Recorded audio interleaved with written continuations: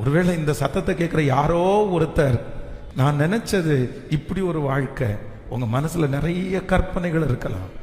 ஆனா ஆண்டவர் உங்களை வச்சிருக்கிற இடம் இந்த இடம், ஆண்டவர் உங்களை கொண்டு போன இந்த இடம் இந்த இடம். இந்த இடத்துல இருக்கிற தோல்வின்னு நீங்க நினைக்கிறீங்க, கிடையாது கிடையாது.